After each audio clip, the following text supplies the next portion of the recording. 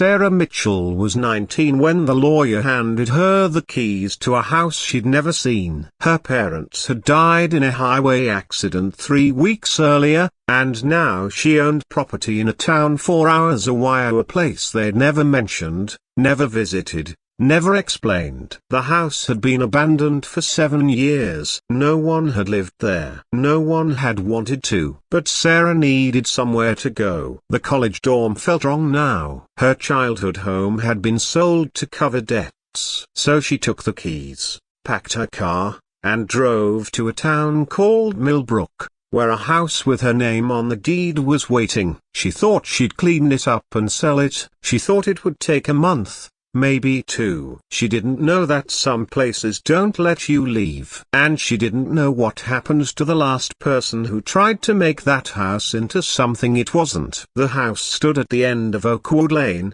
separated from the other homes by an empty lot overgrown with weeds. It was a 2-story colonial with peeling white paint and shutters that hung crooked. The porch sagged on one side. The windows were dark, some cracked, some covered from the inside with old curtains that hadn't moved in years. Sarah pulled into the gravel driveway and sat in her car for a long time, staring at the front door. The lawyer had told her the house had belonged to her mother's unclear man named Edward Granger, who died without children. He'd left it to Sarah's mother, but her mother had never come to claim it, never even acknowledged it. When Sarah asked why, the lawyer just shrugged. Some family history he wasn't part of. She unlocked the front door and stepped inside. The air was stale and thick. Dust covered everything. The furniture was still there: couches, tables, picture frames facing down. It looked like someone had left in a hurry and never come back. The kitchen had dishes in the sink. The living room had a book open on the coffee table, pages yellowed and brittle. Sarah spent the first day just walking through the rooms, opening windows, letting light in. Upstairs, there were 3 bedrooms. One had been Edward's. The bed was made. His clothes were still in the closet. The second bedroom was empty except for boxes stacked against the wall. The third was smaller, with a single bed and a desk. That's where Sarah decided to sleep. She met the neighbors on the second day. An older man named Vincent came by with a casserole. He lived 2 houses down and said he was glad someone was finally doing something with the place. He didn't stay long, but before he left, he looked at her carefully and said, "You planning to live here or sell?" "Sell," Sarah said. "Once I clean it up." Vincent nodded slowly. "Good idea." She asked what he meant, but he just smiled and left. The work started small: cleaning windows, throwing out old food, sweeping floors. Sarah found herself staying longer each day. She planned to come for a week, maybe 2, then hire someone to handle the rest. But something about the house pulled at her. It was quiet. No one bothered her. The town was small and slow, and after the chaos of the last month of the funeral, the paperwork, the people who wanted to talk about her feelings, of the silence felt like relief. By the end of the first week, Sarah had cleaned the entire downstairs. She'd found old photo albums in the closet, pictures of Edward and a woman she assumed was his wife. There were no pictures of children, no pictures of her mother, just Edward and the woman, standing in front of the house, smiling like they'd built something that mattered. Sarah started driving into town for supplies. She met a woman named Claire at the hardware store who was friendly and talkative. Claire asked about the house, and Sarah told her she was fixing it up to sell. Claire's face changed just for a second, but then she smiled again and said that sounded smart. "Did you know Edward?" Sarah asked. "A little," Claire said. "He kept to himself after Margaret died." "Margaret was his wife?" "Yeah. She passed about 10 years ago. After that, Edward kind of withdrew, stopped coming to town much. Then one day he was just gone.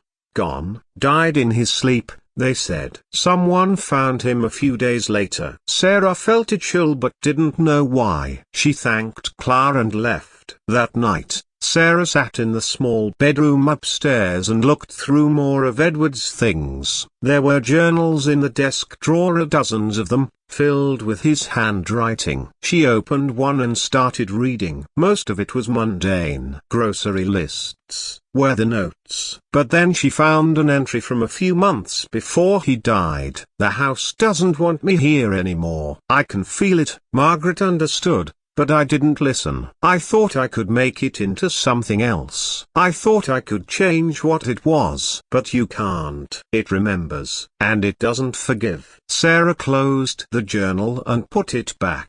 She told herself it was just the writing of a lonely old man. Grief does strange things to people. She'd seen that herself these last few weeks, but she didn't sleep well at night. Sarah decided to repaint the living room. She bought paint from Claire, soft grey, neutral, something that would appeal to buyers.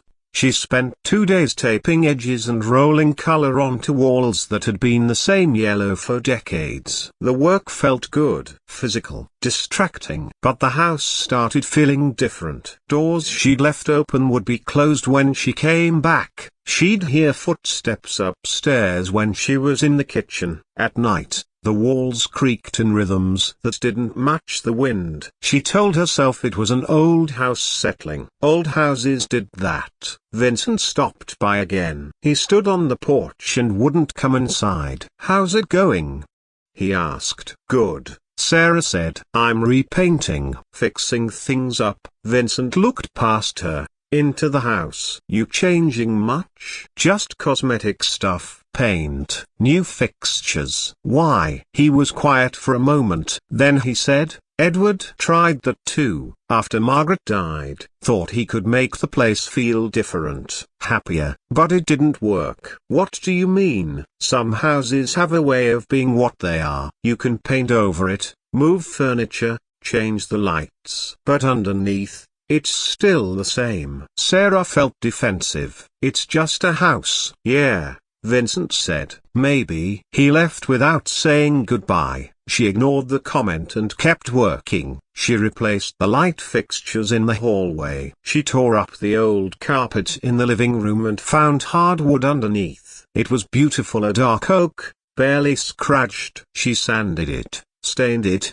made it shine. The room looked completely different. Modern, clean. But that night, she woke up to the sound of something dragging across the floor downstairs. Heavy, slow. She lay in bed, heart pounding, telling herself it was nothing. Maybe something had fallen. Maybe the wind knocked something over. She didn't go downstairs to check. In the morning, the living room was the same. Nothing out of place. But the air felt colder, thicker. Sarah started spending less time in the house during the day. She'd work for a few hours, then drive into town and sit in the coffee shop, laptop open, pretending to look at real estate listings. Claire saw her there one afternoon and sat down. "How's the house coming?" Claire asked. "Good. Almost done. Actually, you seem tired." Sarah shrugged. "Just working a lot." Claire leaned in slightly. "Can I ask you something? Why are you really staying there?" "I'm not staying. I'm just fixing it up." "But you've been the 3 weeks. Most people would have hired someone and left." Sarah didn't have an answer. She didn't know why she kept going back. She didn't know why she slept there instead of getting a motel room in town. It felt like something she had to do. Like leaving would be giving up, though she didn't know what she'd be giving up on. Claire watched her carefully. Edward said the same thing. That he just needed to finish fixing it. That he'd leave once it was done. But he never did. Sarah felt something cold settle in her chest. What happened to him? No one really knows. He just stopped coming to town. Stopped answering his phone. When they found him, the house was different. He'd changed everything, painted every room, moved all the furniture, covered the windows, like he was trying to make it into something it wasn't. But it didn't matter. He still died there. Sarah left the coffee shop and drove back to the house. She stood in the driveway, looking at the building she'd spent weeks working on. It looked better, cleaner, but it didn't feel better. It felt like something watching her, waiting. She went inside and found Edward's journals again. She read through them, one after another, looking for something she'd missed, and then she found an entry from the week before he died. "I understand now," Margaret tried to tell me. "The house doesn't want to be anything else. It wants what it was, and the more you fight it, the more it takes. I thought I was making it mine, but it was making me its. I can't leave now. I've given too much, and it won't let me go." Sarah closed the journal. Her hands were shaking. She told herself it was nonsense. Paranoia. An old man losing his mind. But deep down, she knew she'd felt it too. The pull, the weight, the sense that every hour she spent here, every change she made, was tying her to something she didn't understand. She decided she'd leave in the morning, pack her things, call a realtor, let someone else deal with it. But when she tried to pack, she couldn't. Her hands wouldn't move. Her body felt heavy. And when she looked at the door, it felt impossibly far away. Chapter 3: A Climax. Damage. Sarah woke up on the floor of the living room. She didn't remember falling asleep there.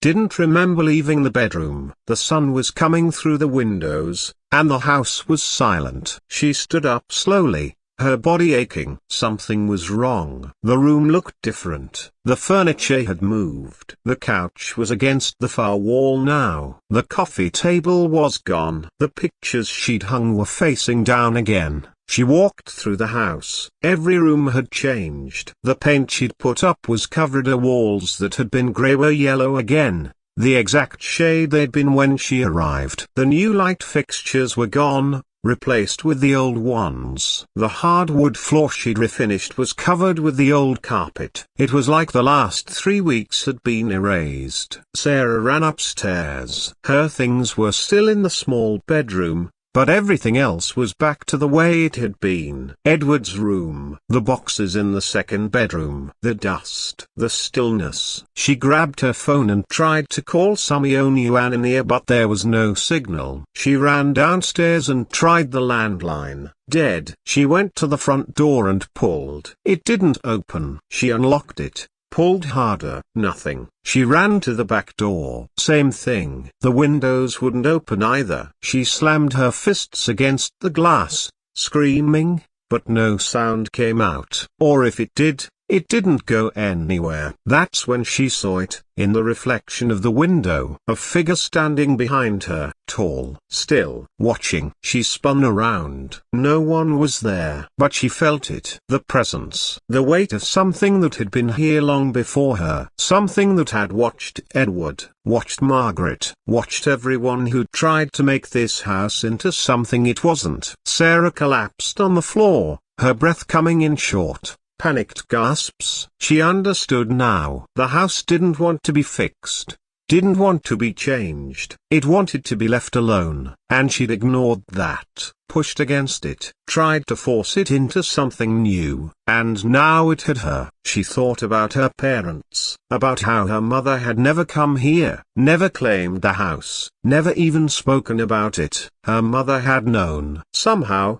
she'd known what this place was, and she'd stayed away. But Sarah hadn't known, and now it was too late. They found Sarah 3 months later. A realtor, hired by the state to assess the property, noticed the car in the driveway and called the police. When they broke down the door, they found her in the small bedroom upstairs, sitting at the desk, staring at the wall. She was alive, breathing. But she didn't respond when they called her name, didn't move when they touched her. Her eyes were open, but she wasn't seeing anything in the present. She was somewhere else, somewhere inside herself, or maybe somewhere the house had taken her. They brought her to a hospital, ran tests, found nothing physically wrong, no drugs, no injuries, no explanation. The doctors called it a dissociative state, trauma-induced, possibly triggered by the loss of her parents and the isolation of staying in an unfamiliar place alone for so long. But the nurses who sat with her at night said she'd whisper sometimes, not words. Exactly, just sounds. Like she was trying to say something but couldn't remember how. Vincent visited once. He stood in the doorway of her hospital room and looked at her for a long time. Then he left and never came back. The house stayed empty. The state tried to sell it, but no one made offers. Claire mentioned it once to a couple looking to move to Millbrook, but when she took them to see it, they didn't even get out of the car. They said it felt wrong, cold, like something was watching them from the windows. Eventually, the state stopped trying. The house was boarded up, the utilities were cut, and Oakwood Lane stayed quiet. Sarah's car was towed away. Her things were packed up by a service and put in storage. And she stayed in the long-term care facility, sitting by the window, staring at nothing, her mind somewhere no one could reach. Sometimes, late at night, the staff would hear her crying, soft, broken, like someone grieving something they'd lost but couldn't name. Some places hold on to what they were. You can't force them into something new just because you need them to be. Sarah thought she was fixing a house, but the house was never broken. It was exactly what it wanted to be. And she mistook her need for control as care, her need to create as healing. Sometimes the kindest thing you can do is walk away, and sometimes, you realize that too late.